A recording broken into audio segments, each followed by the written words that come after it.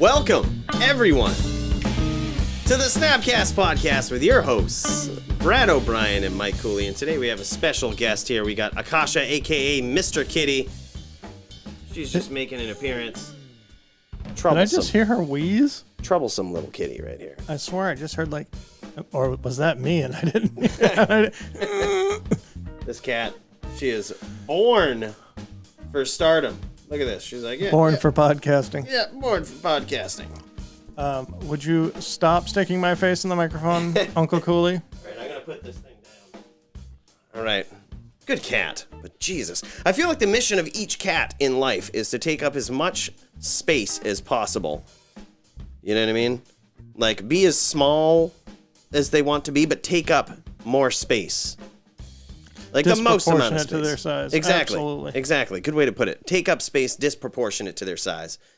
Speaking of Mr. Kitties, let's make a smooth segue here. You were so excited. Smooth segue into some Magic the Gathering. If this is your first time joining us and you're like, what did I just dial into with this podcast talking about cats and shit? Well, this is a podcast about Magic the Gathering. We talk about Magic and Magic-related things on this cast. We are a podcast that is geared towards the casual Magic player with a competitive, very, very competitive interest in Magic finance. So investing in Magic cards, figuring out what cards are underpriced, overpriced, what should we do, what should we buy, what should we sell. That's what we talk about a lot, my friends. So, yeah, welcome to it. Welcome to it. If this is your first time joining us, don't forget, hit that subscribe button, give us a like, help us out in this YouTube algorithm. Two friendly faces just trying to get by in this YouTube life. But yeah, we've got some stuff to talk about this week, man. There's so much happening. There is, of course, the economy that's opening back up. I mean, everything is opening back up. It's a real thing, man. There's colleges opening back up. I mean, the places we work are saying, hey, look, we're going to be open in the fall. We're going to do this. Of course, we're going to have precautions in place, but we're going to do this. We're going to open back up. And I feel like that's the sentiment of a lot of places right now. I mean, people have been complaining about the pandemic all along, but people are desperately ready to go back to quote unquote normal life. And hearing colleges, hearing the U.S. government say we're going to have enough doses of vaccine available for everyone in the country by May really means, even though distributing those is going to take a while, by June, July, August, September, you're going to have people vaccinated. And the CDC has released guidelines for what people that are vaccinated can do. And one of them is hang out with other vaccinated people in close contact with masks. So hell yeah. I think, as you said, we work at a flagship state university that has already publicly declared full live back to normal classes basically in the fall. Other universities that we are familiar with are doing the same thing. And as those go, sort of, that's just a bellwether. That's saying where the world is going to be in the fall. Oh, yeah. If colleges are doing it, every place is going to do it. Tech 4, thanks for showing up. We can officially start now. That's awesome. But yeah, I mean, it's not going to be long before we're going to be playing Magic on a tabletop again across from a real live opponent that right. we can read their facial expressions. We can trade cards with. So I have a question about that. And this is not something that I discussed with Michael before the cast, which is my instinct is that certain cards are going to be highly sought after all of a sudden in paper. I mean, a lot of people are buying and selling cards right now. Don't get me wrong. On Facebook, I see sales every day. So people are buying and selling cards. That's happening. But when you can go to an SCG or a CFB event in October, November, even December, are cards going to be more expensive or less expensive? What do you think? Oh man, no brainer. They're going to be more expensive. Right now, it's sort of funny to think that cards have sort of retained their value through a pandemic where nobody can play on tabletop. People have held on to their cards. They've sold their cards under the assumption that they will someday be worth something, right? It's like holding on to futures. It's like holding on to futures, aka the stonks, right? Like, people have been holding on to their cards, selling them at the value that they will be worth, you know, or assuming that they will be worth something. But desperate times call for desperate measures. Sometimes people have gotten rid of cards or card prices have dropped for reasons that, like, you know, people just need money. And they're like, nobody's playing this. I don't see this card popping up. And it's sort of like what's his face? Our favorite guy, the Magic AIDS guy on YouTube. And he actually pointed out in one of his videos a great point. He was talking about, he said there used to be this sort of negative feedback loop with people playing decks, right? Like, you would have the largely theoretical that would happen on Magic Online, and that would happen, you know, now we're seeing it on Arena as well for standard decks. And then you would have people that actually showed up to tournaments that were playing certain cards. These were the pros, right? And they wouldn't have these far-off weird cards that had showed up on Magic Online and Arena in their decks. Yeah, they played tight, tried, true, reliable. And true, 100% tested decks. They didn't want to step outside their comfort zone at all. They were playing the tried and true. So you'd have this negative feedback loop. But now we have this feedback loop that doesn't have the tried and true tabletop Magic testing going on, right? Like, or the check that's in place. So there may be some cards out there that have gained a lot of steam online that may tank in value, but the tried, true, tested cards are going to be the ones for sure that you're going to want to snap up, I think. And coming into today's episode and thinking about this, that was my premise as well, that people are all of a sudden going to want to be buying cards to show up to that event with. And they're going to show up to the event and go to a dealer and be like, I need 4 of X card to play in this modern event, or I need, 2 of X card for my sideboard for this standard event. And the vendors need to have those copies there to sell. Exactly. Here's my counterpoint, and this is why I suddenly had this question. The other problem that the largest vendors have had is they haven't had GPs to buy cards at. So when you get there, they may not have the cards, or they're going to be buying cards like mad in the first few paper events. Does that drive the price up or down if they're buying? Up. Because it's there's an inherent demand, right? Like, same thing as shorting something, right? Like, when you short it too much, everybody's holding it, and there's not enough to get. There's not enough for you to buy back. So the price of it goes up. It doesn't matter that it's overvalued. Just the price of it's going up because there's an inherent demand. There's big suppliers out there that need it, that they know they need these staples. They know people are going to want them, and they don't have them. So inherently, if I'm just sitting there with my magic binder of cards, and I'm like, well, I really liked this Uro. It got banned, but shit, I don't care. I'm still holding it. And they're like, oh, we got a legacy tournament this weekend. Like, I suppose maybe we ought to get some of these. Like, it's just, there's going to be a demand, and they're just not going to have them. If people are buying, the price is going up. One of the things that makes me wonder is, WotC reported their best, or Hasbro reported that WotC had their best sales year ever.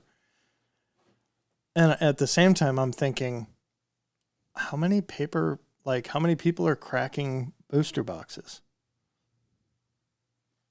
I haven't bought a booster box since Ikoria. Really? Been that long? Yeah, which I guess really feels like an eternity, but it really wasn't that long ago. So one of the things that I have up here, so let's see. If you're not familiar with the website, what's in standard? for Num, For numbskulls like me that have a hard time of keeping track, there is literally a website called what'sinthestandard.com. And so right now you can see the 6 active sets in Standard. Throne, Theros, Ikoria, Corset 2021, Zendikar Rising, Kaldheim. Then we will have Strixhaven School of Magic, which comes out in about a month, followed by the Dungeons and Dragons set. And then we will be at the full 8 set Standard until whatever it is, September. Q4 2021. Yeah. Where 4 sets are going to rotate out. And Q4 we're still a long ways away. Like we're still in Q1, right? Like we're at the tail end of Q1. Yeah. But at the same time, like, we just started Q2. Yeah. Like, we're still a ways away. These are still going to be legal for a while, but they will rotate out, and they'll rotate out abruptly. 4 sets out. But do you think, like, okay, Throne of Eldraine was the first set printed in the pandemic. A lot of that was opened. Do you think as much of Zendikar Rising or Kaldheim have been opened in paper? Hell no. As Throne of Eldraine? Hell no. How about a Ikoria? Well, I mean, that was the last box you bought, right? Maybe people still had that, like, this is only temporary, right? And, this is only going to be a few months. Right. And they were still buying that was Ikoria. it. For me, it was just habit. I had this habit going on a couple of years now that every set came out, I bought 1 booster box and 1 fat pack, and then used the fat pack for my sorting system over here in my library. And that gave me enough to have some trade fodder, to have a bunch of bulk and all the commons and, most of that stuff. And it was fun. Like, and it didn't kill me to spend $140, $150 a set to get some of the cards, blah, blah, blah. But since then, since Ikoria, I haven't. Yeah. I lied. I can see Corset 2021 over there. But still, I mean, I can tell you one underbought set for sure, just based on the feeling of when all of this went down and when people were playing and getting rid of cards or just switching to online. One underbought set would probably be Theros Beyond Death. Yeah. Like I could almost guarantee you, like it was just underbought. People didn't have money at that time. Like this is when shit was getting real. Like people were really being conservative. There was less of a market for that. It was significantly underbought. I would anecdotally guess here. And this is where you have insane cards that are going to be really good. Thassa Deep Dwelling is, a card that was printed in there. That's one of those cards. It shows up, like, it's definitely out there, but I don't think a lot of people have that. I don't think a lot of people have it in paper. So, over on Echo MTG, looked up Theros Beyond Death just to see what cards in that set have value. And part of their value might be on that scarcity. But looking right away, obviously Uro was huge in every format until it was banned in every format. Croxa is seeing more play in Modern. Nyx Bloom Ancient is seeing some play in Modern and a crap ton of play in EDH. Dryad of the Elysian Grove, crap ton of play in Modern. And some in Pioneer and even some in Standard. Heliod Suncrown, tons of play in Modern. Walking Ballistic got banned in Pioneer, so nobody wants to touch it. Shadow Spear, actually played all the time in EDH. Thassa's Oracle, huge win con in EDH. Huge. I'm actually so happy you brought this list of cards up right here, because this is a great example that may illustrate the point here, right? Uro, Titan of Nature's Wrath, right? That was a $60, almost $70 standard card, right? Yeah. That's unheard of. That's unheard of. And it might suggest that people just weren't cracking these packs. They were, they might have been buying Uros. They were like, I'll just buy them online. I don't have enough money to buy I don't have enough money to buy the packs of the boxes. I'll just buy them online. And when nobody's opening the boxes and nobody's, going out and buying packs, that's probably one of the reasons why the card skyrockets up to $70 when it was legal in all these other formats. That and being played in every format. Oh, exactly. Like So- there was a huge demand and more limited openings of boxes. All these, right. So these two sort of multiplicative factors impacted on it. But still going down the list. So Thassa Deep Dwelling, I can tell you, I'm playing that anywhere I can. Is Underworld Breach really an $11 card right now? Oh, no, that's the extended art. That's the extended art. Still. Oh, my gosh. Oh, yeah. Again, there's, and I would love if we can find it, there is a sweet modern sort of storm deck that's built on Burgi from Kaldheim and Underworld Breach. I'm sure Tech 4 has already played it. Burgi Storm. But anyway, Clothis, seeing play in Modern, Vintage, Legacy, Pioneer, and Standard. Shadow Spear, we already talked about it. Thassa's Oracle, we already oh, hey, look, we're also running into the top 15 cards are actually only 7 cards. Wow. Nyx Lotus, seeing play in Commander. Idyllic Tutor sees play in pretty much everything. Ox of Aganis sees play in Modern. Temples, okay, whatever. Underworld Breach. Ashiok, I think we're seeing that a little bit more in sideboards. But just tons and tons of cards that are not just standard cards. Yeah. Like we've just named 25 cards or something. Like this set, it was insane. There was so many Commander printings in this deck. And at the timing that it came out was super weird. Because if I'm being honest, this is just me, but if I'm being honest, I remember when this set came out now that I see all of this card list, right? I definitely wasn't buying boxes. No. I was like, oh, Shadow Spear is sweet. I'll wait for the price to go down. Or like, what was another one? There was Thassa's Oracle. Yeah. I was like, I'll just $5, I'll wait for the price to go down. Nobody was cracking these packs. So this went from a $5 card to a $6 card, $7, $8, because nobody was cracking packs at this time. The question is, are these still in print? Are they still, can you go to Walmart and get these, you know, like, they are. Nobody's bought them. Nobody's cracked them. So that's why some of the price of these are going up. Those are hard to call. Are those going to be worth more or less when things open back up and people start buying things? People, you know, are there trading? Those are tough ones to call. Right. So depending on if and when events open up again, if they're modern events, maybe you see Thassa's Oracle go up. But also, and this is what I was getting at earlier, if everybody shows up to that event that had Thassa's Oracles from Standard and just sells them to 9 to 5 MTG or Card Kingdom or somebody like that, does it balance out? I don't know. Yeah, tough to call. It's tough to call, but I think I'm going to lean on the fact that Thassa's Oracle is going to be cheaper now than it's going to be when Paper Play returns. I would agree. I would agree. There's certain cards that you can see that are useful in so many different formats, right? I mean, just look at the price of, for comparison, especially with Thassa's Oracle, right? I think this is probably a good buy at $8, just based on the timing of everything, based on, you know, just everything that's going on. I don't think it's a bad buy at $8 because look at the price for a comparison of Tainted Pact. Well, yeah. It's still going up. That's definitely not in print. People are still buying that. They're still playing Commander on tabletops, you know, with their friends, and you know they don't care about COVID. You and I don't care about COVID. We sit 2 feet apart, not even every week. Like, you know what I mean? People are still doing that. Tainted Pact is going up in price. That's obviously a combo with Thassa's Oracle. And mind you, people didn't crack as many of these packs.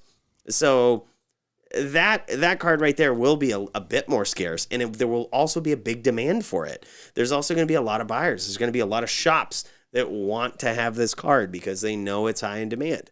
It's I think you're not really going to see much more of a bottom, and you know, with a big massive reprint aside, you can never call those. Yeah. But like with a big massive reprint aside, I don't think this is getting much lower. I will also point out, you know, we only went so far down this list, but you might find that other cards down here are playable. Oh man, this was like the Ashiok set, the Woe Strider set. Oh yeah. This was the Thassa's Intervention's a good card. I mean, The intervention set, yeah. all the interventions, but then, like, you really liked Calyx because it had that return all enchantments. What card is that? It's replenish. Replenish. Yeah. Bring all your enchantments from the graveyard to the battlefield. Yeah, I love this card. Didn't you play this in a deck once at I didn't, but Waldo did. Oh, Waldo had Waldo played was this. pretty big on this. I traded for it at that little gathering that we had there. It's a good card for the same mana cost as Replenish, which is on the reserve list, which is a $50, $60, $70 card now. I don't know. For the same mana cost, does the same thing for its ultimate, and also does other things. Like it's pretty good. Yeah. And it's $2.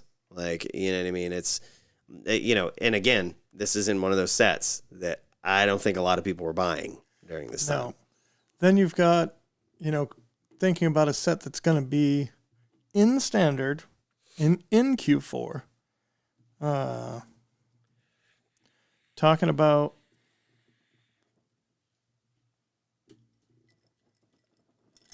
God damn it. Yep, we get Kiss the me, lean Michael. going on. No, you're fine. Brad's leaning over because the way that we have the camera set up and everything, it blocks his view of certain Always. the search box Yeah. on the I page. can't see what I'm typing on the computer most of the time because the camera's in the I'm way. just waiting for the day where you take a guess. You're just like, all right, I can't see what I'm typing, but I'm going to take a guess. And then you get a totally different card showing up. Or It's gonna be totally inappropriate website. Now, this is interesting. So, this is, how did I get promo packs? And see, this is what I'm talking about. That's exactly God what we mean. damn it. But I mean, main point is there's certain promos from this set, right? Like there's certain. That's not what I'm talking about. Let's get to what we're actually talking about. The set proper. Set proper Zendikar Rising. Zendikar Rising. Ooh. Because this is the standard set that's still going to be at the time of when I expect real events to start happening. Again, when kids are back in school. Yeah. To my brain, it's just like September, October. That's when maybe we'll see regular events. LGS is going to blow up that time. Oh, yeah. So this is going to be the oldest set in standard at that point. Wow. Zendikar Rising will be the oldest set in standard when What everything is this? blows up. Yeah. Insane. Yeah. Insane. And you've got cards like Agadeem's Awakening, which is the land on black land, tap land on one side, or pay 3 life land, whatever you want to call it, bolt land. Yep. Or return creatures from your graveyard. That's not being played really outside of Arena, where are people playing this card right now? I mean, they're outside of Arena, Tabletop, probably not many places, but it's got a lot of uses. It's got a lot of formats that cards like this, these bolt lands, show up in. Yeah. They are, these bolt lands are eternally playable. I bet I can show you where one is. Oh man, Modern. Let's see, Modern, and we'll look at, I think I saw a list in one of the recent leagues. Didn't we just not that long ago look at a league that had? Yeah, they have the new deck that runs. It's like all manaless. Oops, all spells. Landless Spy. Here it is. Yep, there it is. Agadeem's Awakening as a 4-of. So Yeah. literally being played in Modern, in Commander. It's just so cool. Those lands really break. They really break Magic in a way it's never been broken before, and I think personally that's a reason to pick these cards up. Like, not only will this be the oldest set in Standard when things start blowing up, but these cards, those land cards especially, the land cards that aren't lands. Yeah, modal double face cards. Yeah, modal double face cards that have busted Magic in ways that it should never have been busted are just, it's really weird to ever reprint those in full. I think it's a safe bet to kind of pick those up and in anticipation of things opening back up. If not, just to hold on to them. I mean, I'm kind of hating myself right now for not having a playset of all of these. Like, will it be the same thing as Thassa's Oracle? I'm just going to wait for the price to go down. And before you know it, go down. like, it just doesn't go down for like another year because, you know what I mean? They're just in Standard. They're, the oldest set in Standard when things blow up. Like, you might be waiting a while for them to go down at this point. So, again, looking at the Zendikar Rising price list, the top 14 or 15 cards are actually just 5 cards. Mm-hmm. You've got two versions of Agadeem's Awakening here. You've got 2 versions of Ancient Green Warden. You've got 2 versions of Lithoform Engine. You've got 2 versions of Scourge of the Skyclaves, 2 versions of Skyclave Apparition. Like, these are just the best cards in the set, and so they're holding the top prices. Makes sense. But Skyclave Apparition, played in Modern, Standard, probably Vintage and Legacy. That's a big one. Scourge of the Skyclaves, nobody's playing this in Standard. It's $10. Why? Because people are playing it in Modern.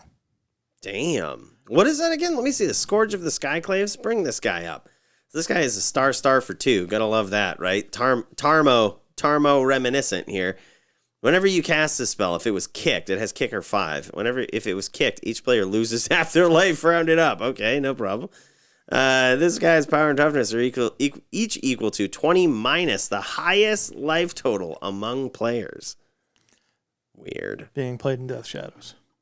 Wow. As like Death Shadows 5/6. Wow. That's insane. Yeah. That's so good. And so I kind of what I'm trying to stress looking over these lists is to say that these cards are not, the prices are not based on paper play right now. The cards are being played where they're being played online and where we're finding deck lists are multiple formats. So tons of these cards are impacting Standard, Modern, EDH, and others. So they have multi-format appeal. You want to get these cards before people are trying to get these cards to play in paper. And to answer your question, Tech4, you know how I don't know about this card? I'm not playing Tabletop Magic and seeing somebody play this against me and noticing, wow, this is a busted card. And you mean to tell me I can get that for $9? That card is New Tarmo. That's New Tarmo. Unless you're playing against a life gain deck. That's what is this called? The Scourge of the Skyclave or whatever? Yep. Scourge of the Skyclave. New Tarmogoyf. Even better. This card is sick. Like, this card is insane. And that's the reason, like, I don't know about it because it's not right in front of my face. Yeah. You know what I mean? Like, this is a definite, like, holy hell, there's multiple versions of this for an affordable price. That's a mythic. You can get the extended art for $12. Like, yeah, this is Tarmo, dude. The Skyclave Apparition that's being played in the sideboard of Modern and Humans and Spirits and, you know, like, those extended arts are only $12. Wow. And that's a rare that's at the same price as this mythic. Yeah. Because of its level of play. Oh, absolutely. I mean, Skyclave Apparition is just insane in a lot of different formats right now. Forsaken Monument, just so many powerful cards that, you know, again, I don't want to run out and spend $80 on a playset of full art Agadeem's Awakenings, but maybe I want to spend $50 on a playset of regular ones so that I'm not looking at spending $25 a piece on these mythic lands. Yeah. In September or October. Right. Like, I don't see. Can we talk about just, I hate to keep dwelling. I hate to keep Thassa deep dwelling on this card.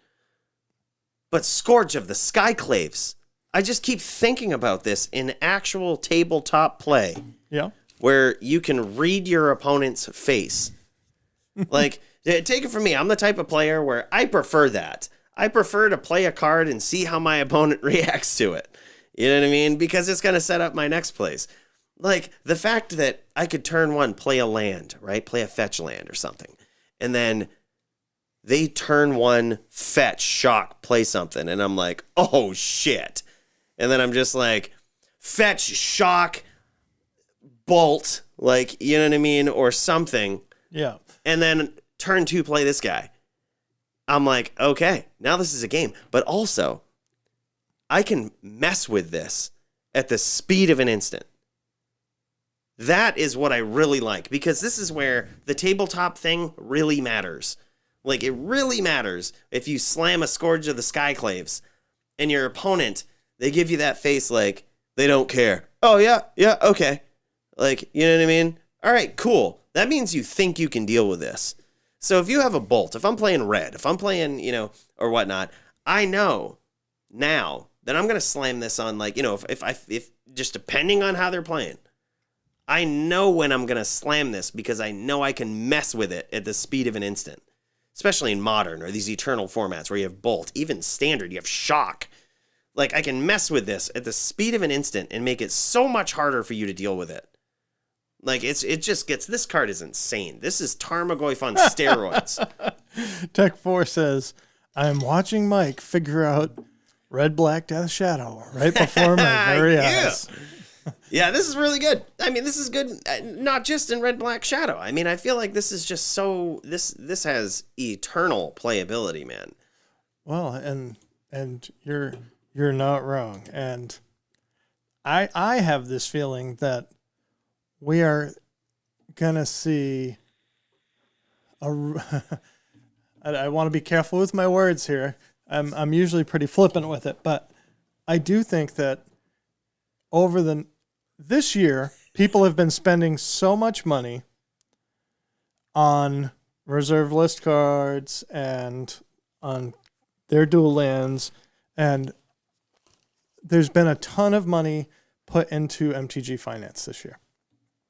Even though people really haven't been playing a whole lot of paper cards.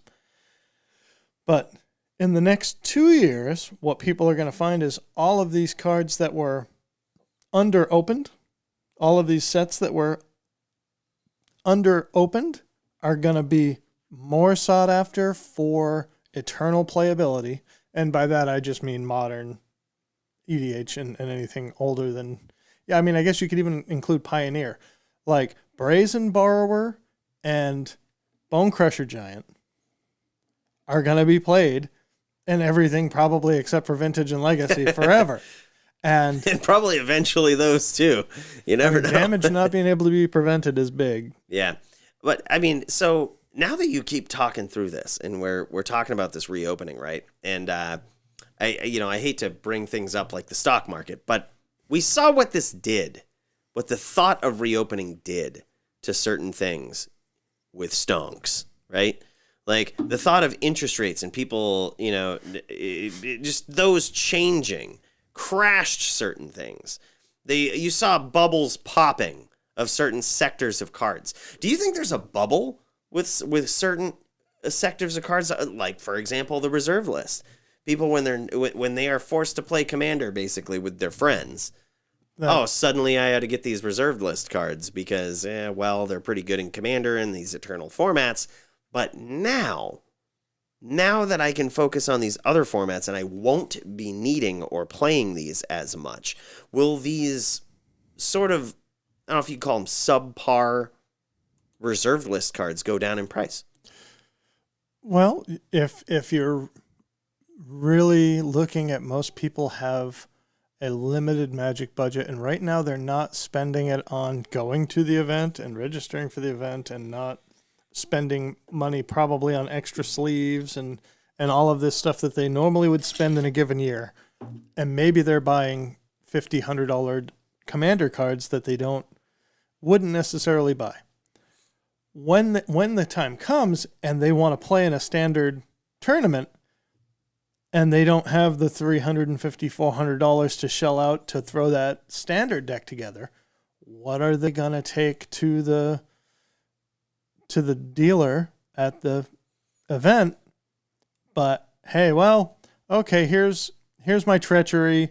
It was cool, but I can play this other version of steal my opponent's creature from, what's the X blue take control of target creature with converted mana cost X or less. Yeah, me and my friends are going to be playing Modern or Standard or LGS now. So I suppose I'll trade this in or sell this for, more than I bought it for. You know what I mean? It's just like a no-brainer. I have wondered about that, honestly. But here's the one thing that, and this is just something that, this makes Magic the Gathering, especially the reserve list, the oddest commodity out there that you can put your money into, is nothing like this will ever be made again. And I have learned in my experience to never count it out. Like, you know what I mean? Well, it's what we saw when the Depression happened last year, right? Every Magic card price just tanking, except for reserve list cards, which were just flat. They didn't move. They went down a little bit, but they were just mainly flat. It was only the people that had invested in them that were just like, yeah, I suppose I might not use this someday. Like, I suppose I need money now. I wonder if it'll go the other way, where it's just like people were like, well, that was a good time to buy. I suppose I'll hold on to this reserved list card. And they just don't go down or up for a while. And that's their bubble, is they just stop popping for a while. You know what I mean? It's so weird. But needless to say, I think it would be a fair bet to say that reserve list cards won't be affected much by whatever's going on.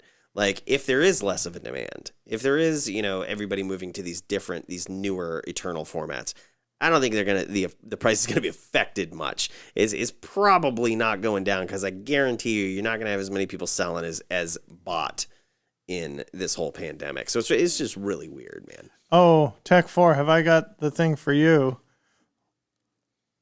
So I saw some fun deck lists on Twitter today, so I was looking over there to see if I could find some. Historic Anthology 4 just got launched on Arena, and that added Death Shadow to Arena today. Yes.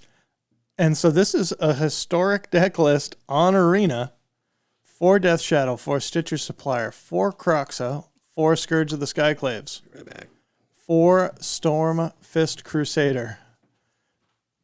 Some removal in the form of Bloodchief Thirst, Fatal Push, 4 Thoughtseize, 3 Feed the Swarm.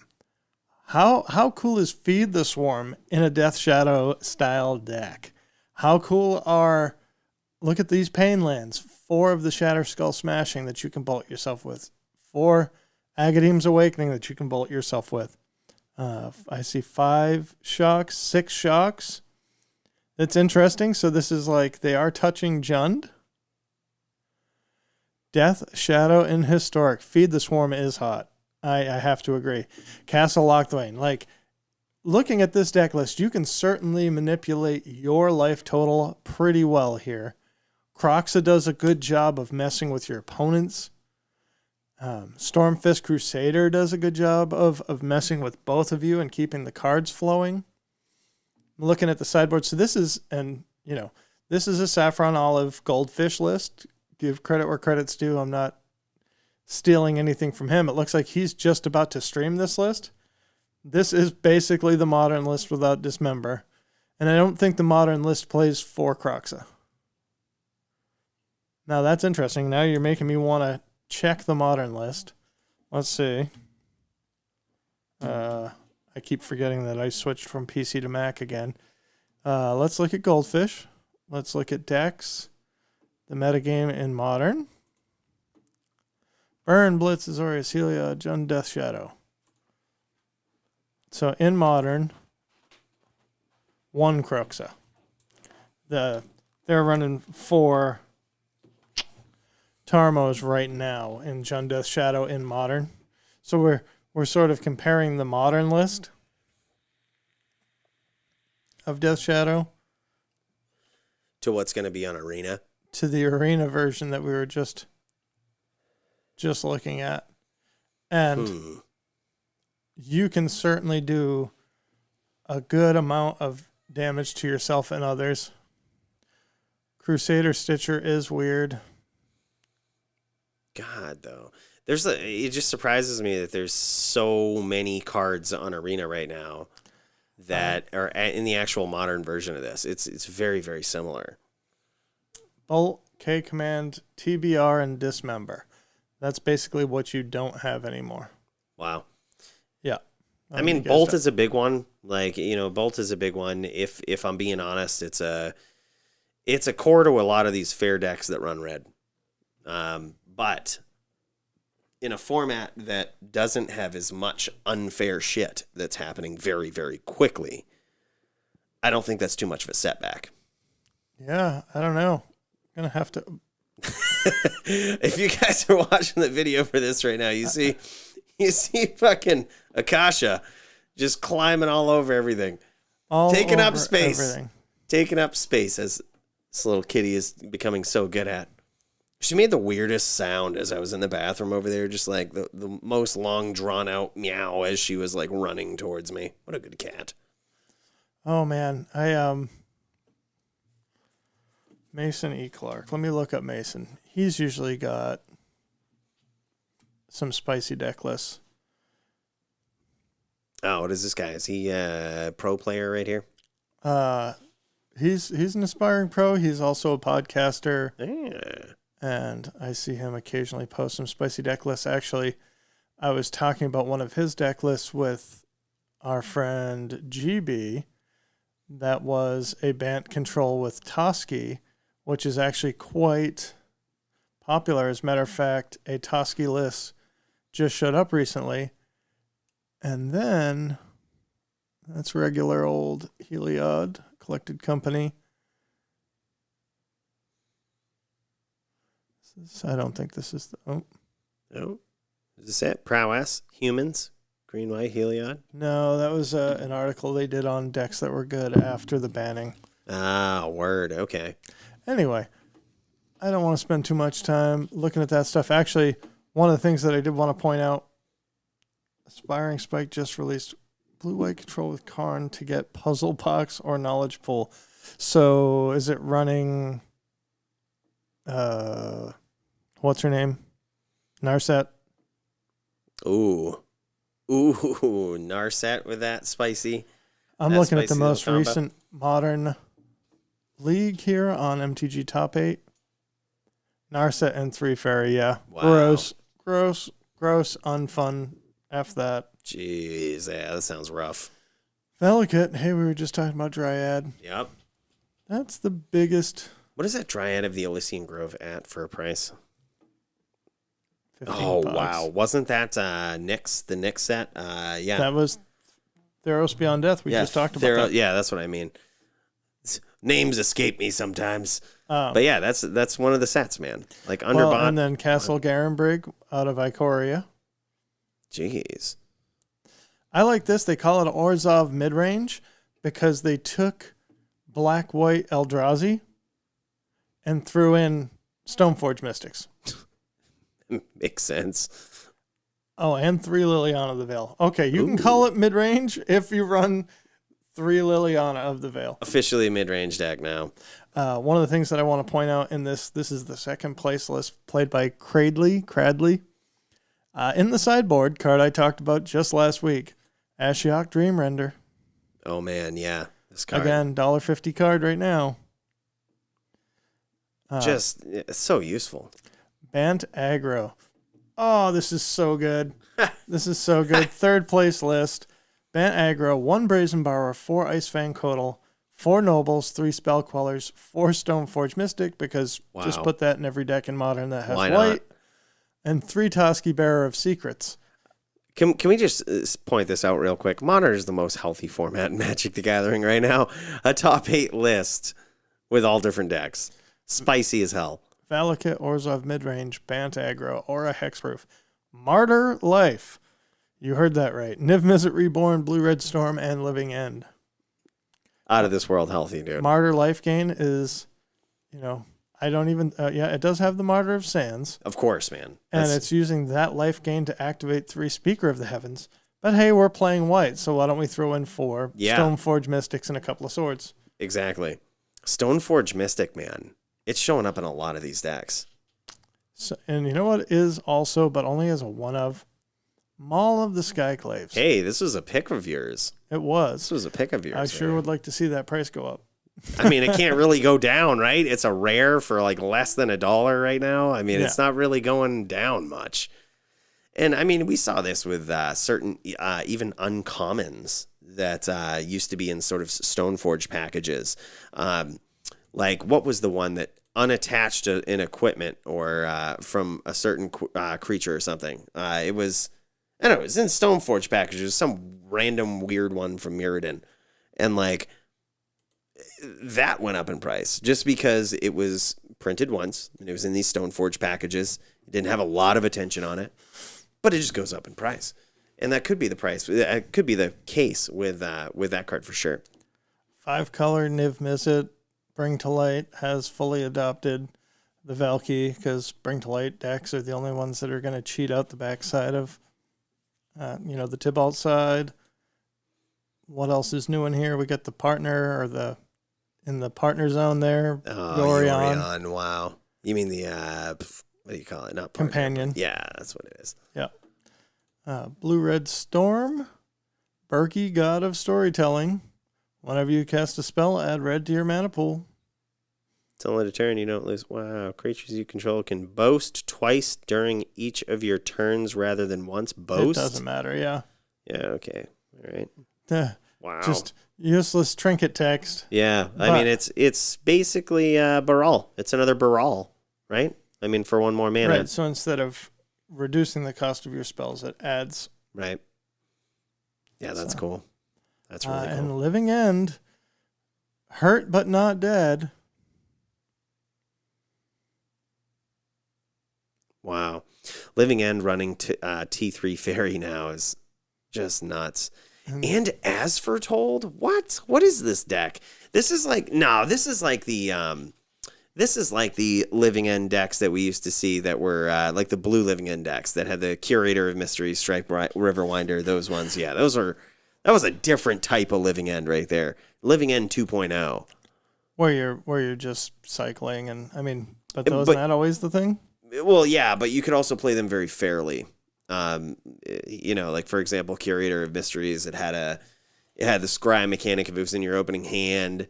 Or is that what it was? No, Yep. It was whenever you cycle or discard another card, scry one. Okay, yeah. So it had the scry mechanic if it was on the board, but it was also a 4/4 for 4 flying. So like Perfectly reasonable. Perfectly reasonable. Like it took a more reasonable approach with that blue version of it. Does it run? Okay, no, this is Pioneer. Sorry. I already switched on you. Yeah, no, you're fine. Well, I want to look through some other things, because there are mostly all I want to do with this whole conversation tonight is say, yeah, these cards are going to be playable in paper this year. Where are they being seen now? Right. So we just looked through a Modern list and pointed out 8 cards from under opened sets. Yeah. Right? So now I'm looking at MTGO's most recent Pioneer prelim. Taken down first place, Orzhov Sram, featuring 4 Break Climb Pathways, the double-face land from Zendikar Rising that is white on one side and black on the other. The best duels, possibly since duels. Wow. They always come in untapped, and they can be either color you need, but that's the only color they're going to be. Yeah. I mean, it's a great point. I like that you put it that way. The best duels since duels. Playing a few more of our favorite cards in Sram Senior Edificer and Stonecoil Serpent. In the sideboard, Companion of Luris of the Dream Den. Like, companions are dead because they put a tax on it. Actually, they're not. Second and third place are both Dimir Control. Looks like both lists are playing castles. 1 Castle Locthwain, 1 Castle Vantress. They're playing 3 Fabled Passage because it's your only fetch land option in Pioneer. Mm-hmm. I mean, other than Torrential Gearhulk, man, this looks like a standard deck. Yeah, you got Shark Typhoon in there, Sinister Sabotage. God damn. Shadow's Verdict, Negate Opt, Heartless Act, Extinction Event. Yeah, so it's crazy. It's basically a standard deck with a couple of extra cards. Yeah, with Mizzet and Pioneer. So one good conclusion to take from this is there's a lot of under-cracked sets in standard right now that we should be looking at the value of these cards. And I don't mean like the value monetarily. I mean, look at the value of cards in standard right now, their playability, what formats they're being used in. And just, it's almost like you can't miss right now. Go through, look at the ones you know. You play Arena, look at the ones that you see show up a lot. You know, do you play Modern online? Look at the ones that you see show up a lot that are in standard right now. It's almost a safe bet to say the demand for those cards is going to go up quite a bit. Now, speaking of card prices going up, right? Speaking of card prices going up. You got to snap this up for us this week. I got one of those, but I think one of the things that you pointed out to me earlier was with all of these secret layers. Do you still have that page up that you can show people? No, I can absolutely bring it up, though. So let me just tell you this. I was blown away at, like, you know, obviously we've talked about secret layers just about everyone that's come out since they have. But I was unaware that these things would hold their values so well. Like, do you want to talk about the sealed product or the singles? Let's talk about the sealed product first, because I feel like that's something that, I mean, a lot of people just have to buy, especially during these times, right? They had to buy the sealed product. There's not many of them left. They didn't sell them they sold them for a weekend or something.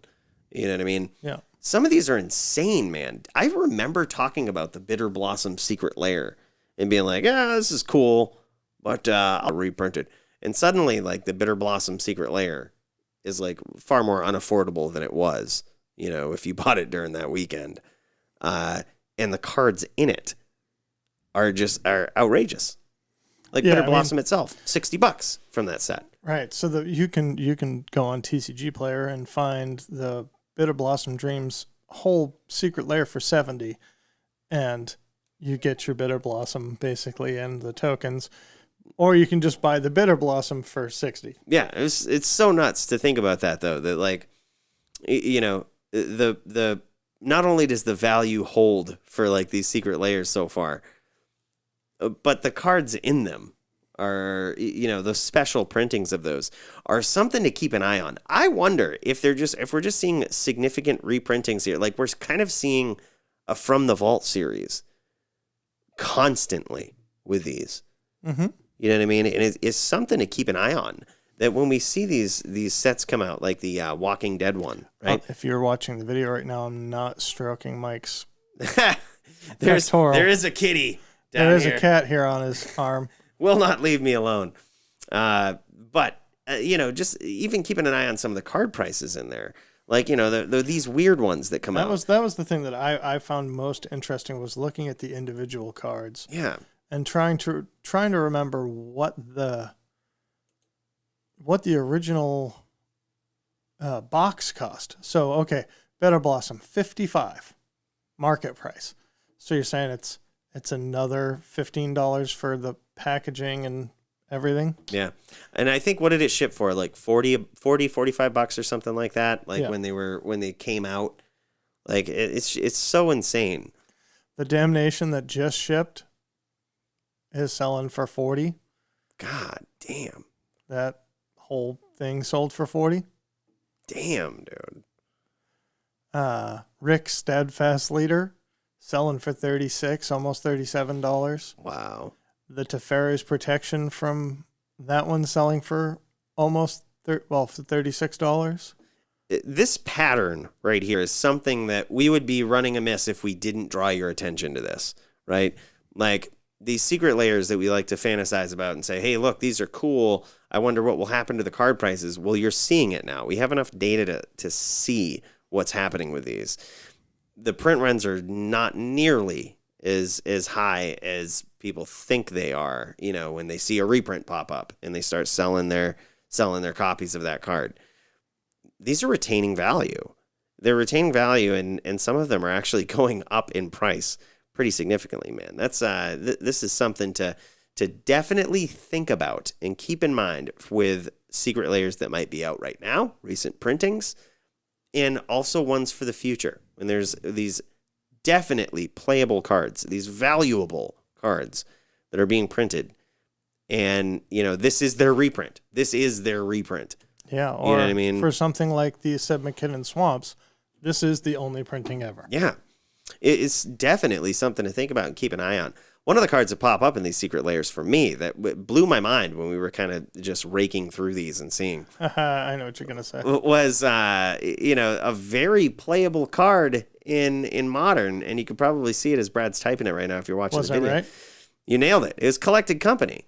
So this card used to be a $20 card. It got reprinted in this set right here. This is the only other printing of it in foil. And you can now get the foil and the regular one for just about the same price. Like, this is saying $18. You can get it for, you know, between $13 and $15 which is still less than what they were worth before they reprinted this, but now you can get foils too. And it's a cool foil. Like the art on these. Alt art. It's cool. Oh, it's so cool, man. A really, really good card. Playable. Definitely playable in a lot of formats. If it's not a taco. Yeah, I mean, but this is what I mean. Like these alternate printings right here. This is the reprint for this card. Yeah, you're probably not going to see it again soon. Right. I hope.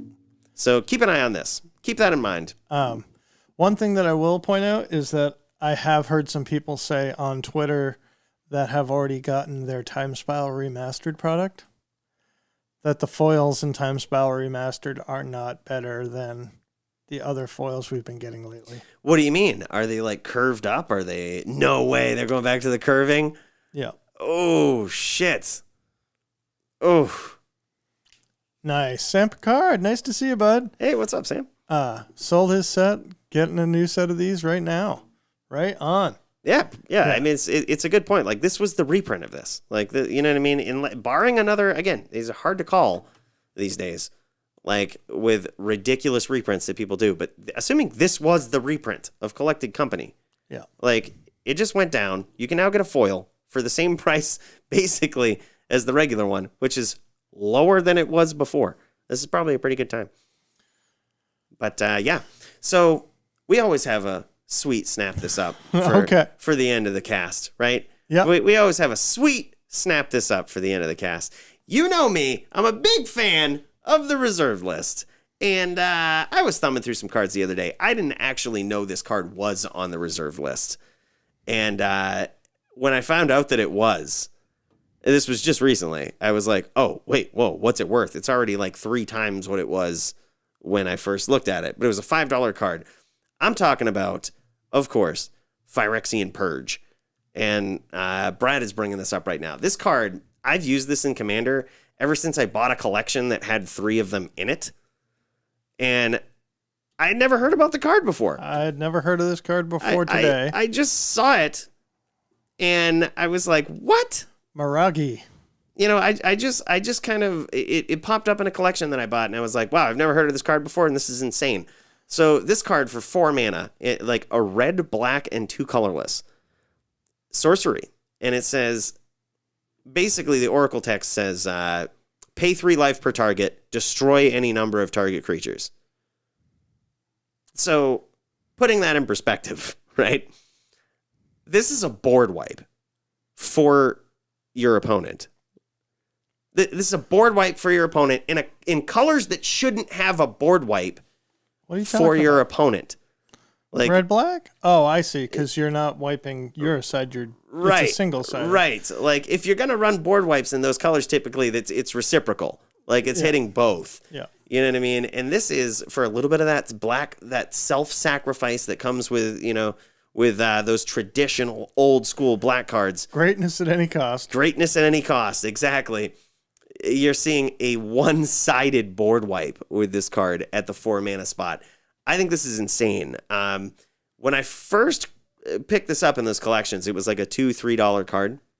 And now you can get them between 8 and 11. Card is insane. It is on the reserve list. It is never getting reprinted. And the fact that even if you're playing this in a 40 life commander game, right?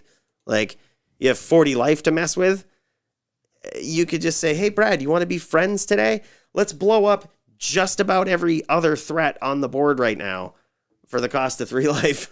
You know what I mean? Like easy. Like you can just wipe out 4, 5, 6 creatures even without even thinking twice in Commander of target creatures.